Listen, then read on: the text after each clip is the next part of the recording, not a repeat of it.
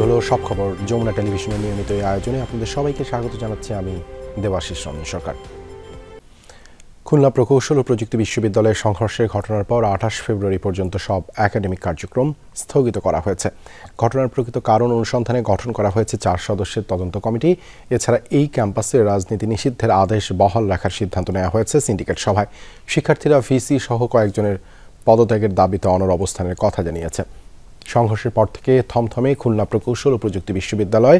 ক্যাম্পাসে শিক্ষার্থীদের জড়ো হন দিনের শুরুতেই। তারা বিশ্ববিদ্যালয়ের চিকিৎসা কেন্দ্র চিকিৎসাধীন ভিসিকে কার্যত অবরুদ্ধ করে রাখে। হামলায় জড়িতদের বিচার, রাজনীতিমুক্ত ক্যাম্পাস সহ বিভিন্ন দাবিতে দেয়া আলটিমেটামের পক্ষে অবস্থান জানায় শিক্ষার্থীরা। বেঁধে দেওয়া সময়সীমা পার হলে বেলা ১টার পর একাডেমিক ও প্রশাসনিক ভবনে তালা ঝুলিয়ে দেওয়া হয়। এরপরেই জরুরি সিন্ডিকেট সভা থেকে আগামী ২৮ ফেব্রুয়ারি পর্যন্ত বিশ্ববিদ্যালয়ের সব কার্যক্রম স্থগিত রাখার ঘোষণা আসে। কুয়েটের ঘটনায় দুঃখ প্রকাশ করে উস্কানিদাতাদের গ্রেপ্তারের দাবি জানিয়েছে ছাত্রদল। তবে সেই ঘটনায় বৈষম্য বিরোধী নামধারী গুপ্ত সংগঠন সাধারণ শিক্ষার্থীদের বিভ্রান্ত করছে বলে অভিযোগ করেছেন ছাত্রদল সভাপতি। রাজধানীতে সদস্য ফর্ম বিতরণ অনুষ্ঠানে তিনি এই অভিযোগ করেন। সে অনুষ্ঠানে বিএনপি মহাসচিব মির্জা ফখরুল ইসলাম আলমগীর বলেন, অন্তর্বর্তীকালীন সরকারের কর্মকাণ্ডে নির্বাচন নিয়ে জনমনে সন্দেহ সৃষ্টি হয়েছে। ক্ষমার নামে উপদেষ্টাদের কেউ কেউ ফ্যাসিবাদীদের পুনর্বাসনের উদ্যোগ নিচ্ছে বলেও অভিযোগ তার। দীর্ঘদিনের অচলাবস্থা কাটিয়ে নিয়মিত শিক্ষার্থীদের দলে ভেড়াতে কর্মী সংগ্রহ কর্মসূচি শুরু করেছে ছাত্রদল। প্রথম দিনে বিএনপি মহাসচিবের কাছ থেকে রাজধানীর বিভিন্ন কলেজের ২ ডজন শিক্ষার্থী ছাত্রদলের সদস্য ফর্ম সংগ্রহ করে। নতুন সদস্য সংগ্রহ বাড়াতে শিক্ষা প্রতিষ্ঠানের পাশাপাশি রাজধানীতে ওয়ার্ড ভিত্তিক কর্মী সমাবেশ করার ঘোষণা দিয়েছে ছাত্রদল। গুপ্ত সংগঠন শিবির এবং বৈষম্য বিরোধী ছাত্র আন্দোলনের কথিত কিছু শিক্ষার্থী কুয়েটে ছাত্রদলের নেতাকর্মীদের উপর সন্ত্রাসী হামলা চালিয়েছে বলে অভিযোগ করেছে বাংলাদেশ জাতীয়তাবাদী ছাত্রদল। বিকেলে টিএসসিতে এক সংবাদ সম্মেলনে এমন অভিযোগ করেন সংগঠনটির নেতারা। এ সময় তারা বলেন, ক্যাম্পাসে ছাত্রদলের ইতিবাচক গণতান্ত্রিক কর্মকাণ্ড প্রশ্নবিদ্ধ করতেই পরিকল্পিতভাবে ষড়যন্ত্র করা হচ্ছে। পতিত আওয়ামী লীগ সরকারের আমলে যারা ছাত্রলীগের সঙ্গে থেকে ক্যাম্পাসে সন্ত্রাসী কর্মকাণ্ড করেছে, তারাই আজ অগণতান্ত্রিক উপায়ে শিক্ষাঙ্গনে অস্থিতিশীল পরিস্থিতি সৃষ্টি করছে বলেও অভিযোগ করেন তারা। শিক্ষাঙ্গনে শান্তি বজায় রাখতে ছাত্রদল বদ্ধপরিকর বলে জানান নেতারা। এ সময় হামলার সঙ্গে জড়িতদের বহিষ্কারের দাবিও জানানো হয়।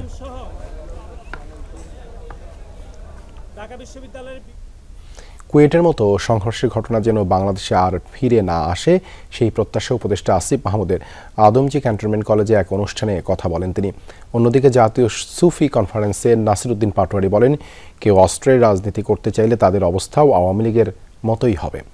একই অনুষ্ঠানে মাজার ও খানকা ভাঙার বিপক্ষে অবস্থানের কথা জানান উপদেষ্টা মাহফুজ আলম। কুয়েট পরিস্থিতি নিয়ে বুধবার কথা বলেন কয়েকজন উপদেষ্টা। যুব ও ক্রীড়া উপদেষ্টা আসিফ মাহমুদ কুয়েটের হামলাকে দুঃখজনক উল্লেখ করে এমন ঘটনা যেন আর ফিরে না আসে সেই প্রত্যাশা করেন। এদিকে জাতীয় সুফি কনফারেন্সে জাতীয় নাগরিক কমিটির আহ্বায়ক নাসিরউদ্দিন পাটোয়ারি হুঁশিয়ারি দিয়ে বলেন, সন্ত্রাসীদের অবস্থা আওয়ামী লীগের মতোই হবে। একই অনুষ্ঠানে উপদেষ্টা মাহফুজ আলম বলেন, গত ১.৫ দশক ধরে নবীজির উম্মতের প্রতি আওয়ামী লীগ যে নির্যাতন চালিয়েছে তার বিরুদ্ধে সুফিদের লড়াই ছিল প্রশংসনীয়। এ সময় বক্তারা বলেন, সরকারকে কঠোর হাতে সব অরাজকতা দমন না করলে আন্তর্জাতিকভাবে দেশের সুনাম ক্ষুণ্ণ হবে।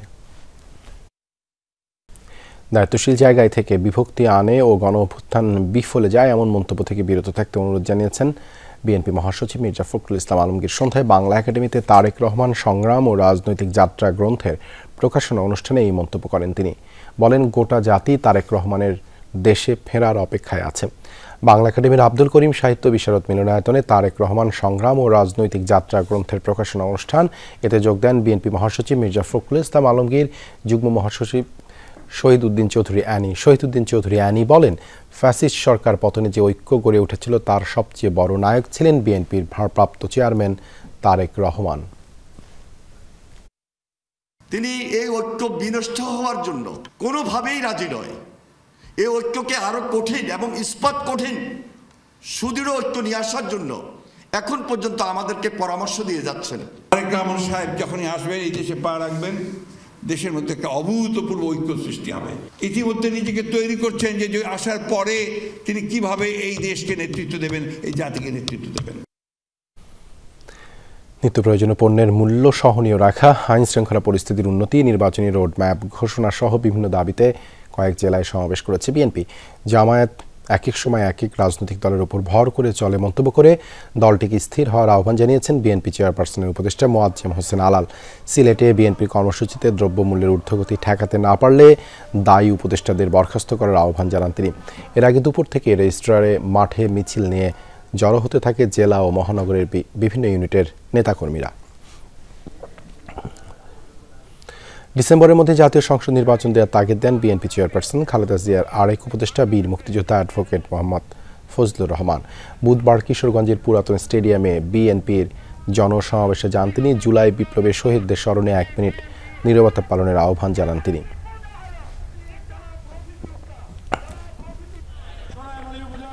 নোয়াখালী মাইজদি কেন্দ্রীয় শহীদ মিনারের সামনে সড়কে সমাবেশের আয়োজন করে জেলা বিএনপি। এতে অংশ নেন সহযোগী সংগঠনের নেতাকর্মীরা। সমাবেশের প্রধান অতিথি হিসেবে উপস্থিত ছিলেন বিএনপির স্থায়ী কমিটির সদস্য আমির খসরু মাহমুদ চৌধুরী। তিনি বলেন, সরকার ক্ষমতাকে দীর্ঘায়িত করার জন্যই নির্বাচন নিয়ে বিলম্ব করছে। কেন্দ্রীয় কর্মসূচির অংশ হিসেবে কুষ্টিয়া শহরের হাউজিং মাঠে একতা মাঠে সমাবেশ করে বিএনপি। এতে প্রধান অতিথি হিসেবে যোগ দেন দলের চেয়ারপারসনের উপদেষ্টা, কাউন্সিলের সদস্য ও রাজশাহী সিটির সাবেক মেয়র মিজানুর রহমান মিনু। দেশের সার্বিক আইন শৃঙ্খলা পরিস্থিতি নিয়ে উদ্বেগ জানান বক্তারা। জামালপুর জেলা বিএনপি কার্যালয়ের সামনে অনুষ্ঠিত হয় সমাবেশ। বিভিন্ন ইউনিটের নেতাকর্মীরা এতে অংশ নেন। সমাবেশে বক্তারা বলেন, বিএনপি অন্তর্বর্তী সরকারকে সমর্থন ও সহযোগিতা করে। দ্রুত নির্বাচন দিয়ে দেশে গণতন্ত্র প্রতিষ্ঠার দাবি জানান তারা। ফ্যাসিস্ট শক্তি যেন আবারও মাথাচাড়া দিয়ে উঠতে না পারে, সেজন্য সবাইকে সজাগ থাকারও আহ্বান জানান বিএনপি নেতারা। চলতি বছরের মধ্যে আন্তর্জাতিক অপরাধ ট্রাইব্যুনালের কার্যক্রম দৃশ্যমান হবে বলে আশা প্রকাশ করেছেন তথ্য ও সম্প্রচার উপদেষ্টা নাহিদ ইসলাম। সেই সাথে ডেভিল হান্ট অপারেশনের মাধ্যমে ফ্যাসিস্টের দোসরদের বিচারের আওতায় আনার কাজ চলমান থাকবে বলেও জানিয়েছেন তিনি। তারুণ্যের শক্তিকে ধারণ ও উদযাপনে দেশ জুড়ে উদযাপিত হলো তারুণ্য উৎসব 2025।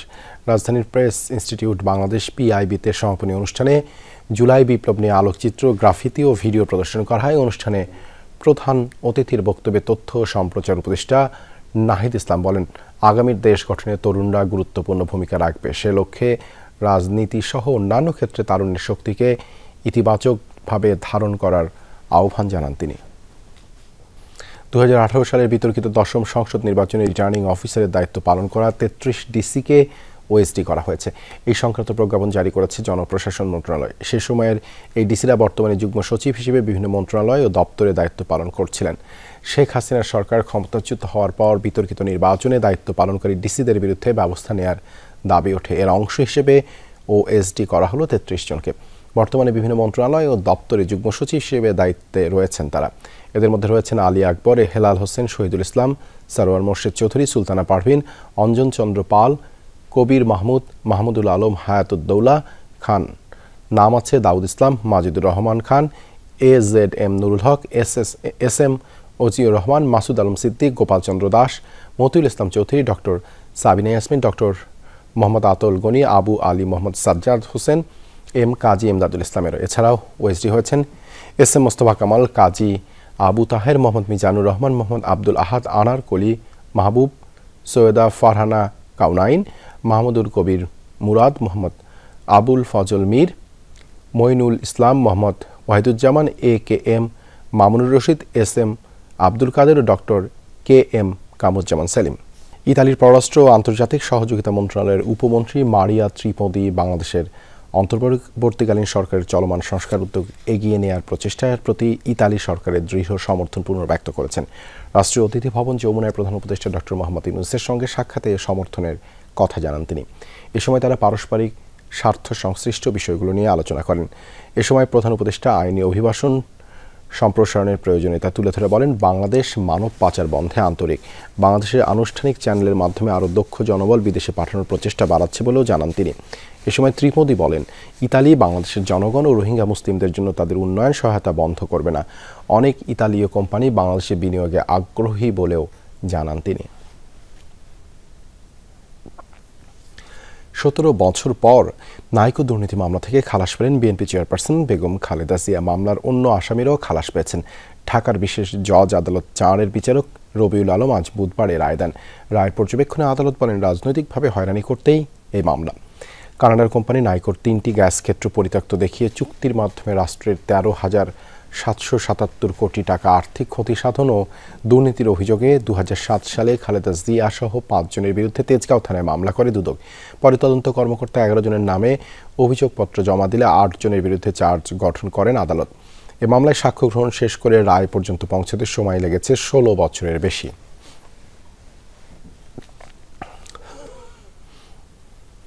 গাজীপুরের শ্রীপুরে পুলিশ সদস্যকে অটোরিকশায় ঝুলিয়ে ঢাকা ময়মনসিংহ মহাসড়কের ১ কিলোমিটার এলাকা চালিয়ে নিয়ে যাওয়া হয়েছে।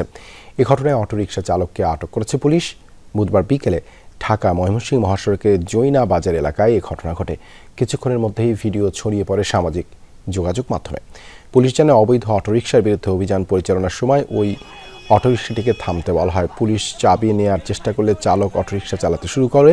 পুলিশ কনস্টেবল কমল দাস অটোরিকশায় ওঠার চেষ্টা করলেও গতি বাড়িয়ে তাকে মহাসড়কে ফেলে দেওয়ার চেষ্টা করা হয়।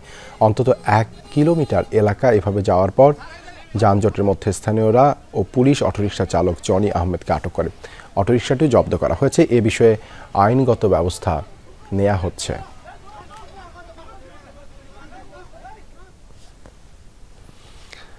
ঢাকা থেকে রাজশাহীগামী যাত্রীবাহী বাসে ডাকাতি ও ২ নারী যাত্রী শ্লীলতাহানির ঘটনায় এখনও মামলা দায়ের হয়নি। এ ঘটনায় নাটোরের বড়াইগ্রাম থানা পুলিশ বাসের চালক, সুপারভাইজার ও হেলপারকে আটক করেছে।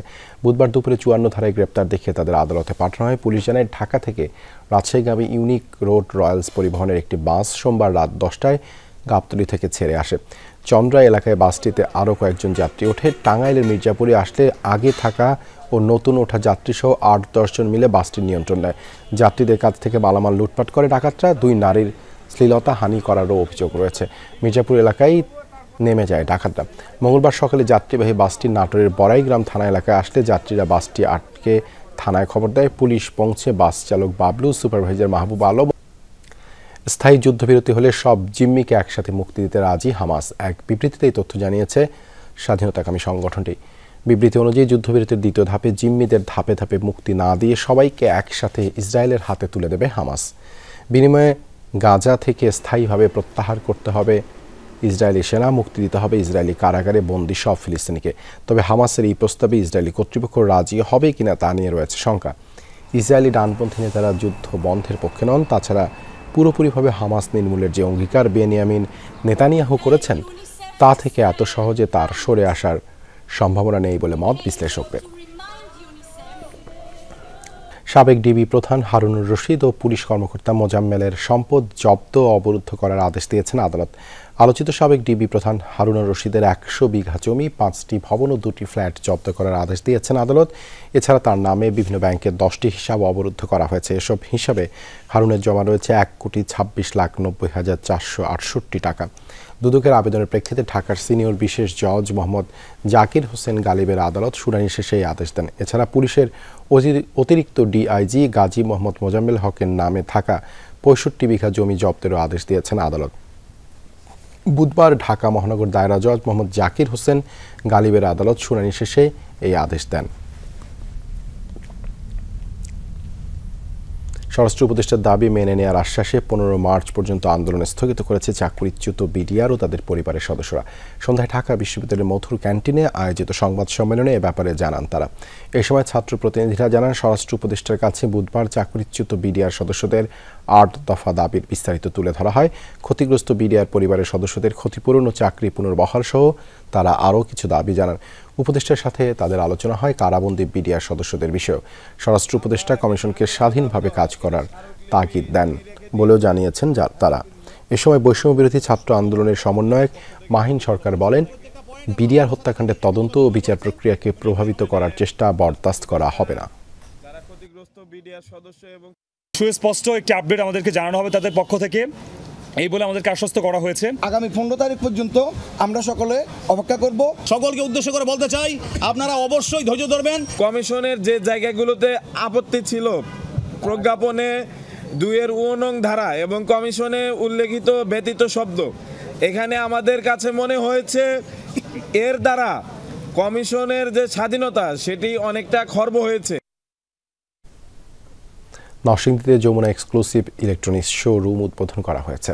বিকেলে শিবপুর উপজেলার ইটাখোলা শিবপুর সড়কের পাশে বাস স্ট্যান্ডে শোরুমটির উদ্বোধন করেন যমুনা ইলেকট্রনিক্স ও অটোমোবাইলস লিমিটেডের পরিচালক ডক্টর শেখাওয়াত হোসেন। এই সময় উপস্থিত ছিলেন প্রতিষ্ঠানটির পরিচালক Salim Ullah Salim, head of sales Maksudur Rahman, marketing বিভাগের AGM Rajib Chandra Saha, zonal manager Naim Reza সহ অনেকে। অনুষ্ঠানে অতিথিরা জানান শোরুমটিতে সাশ্রয়ী দামে মিলবে সেরা ইলেকট্রনিক্স সামগ্রী। পরে দোয়া ও মোনাজাত করেন অতিথিরা।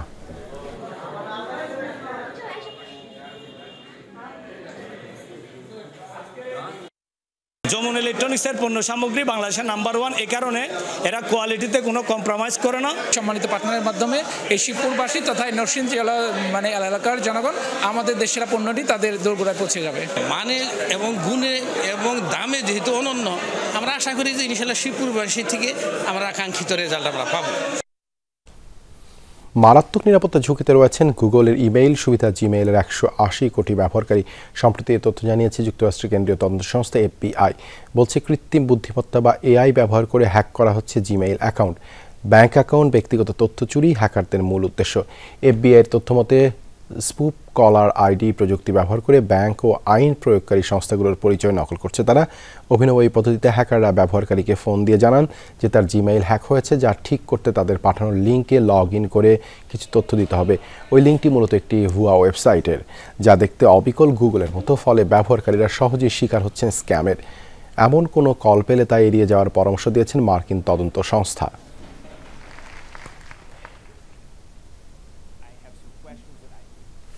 এই ছিল আজকে সব খবরের আয়োজনে। এতক্ষণ সাথে থাকার জন্য ধন্যবাদ সবাইকে।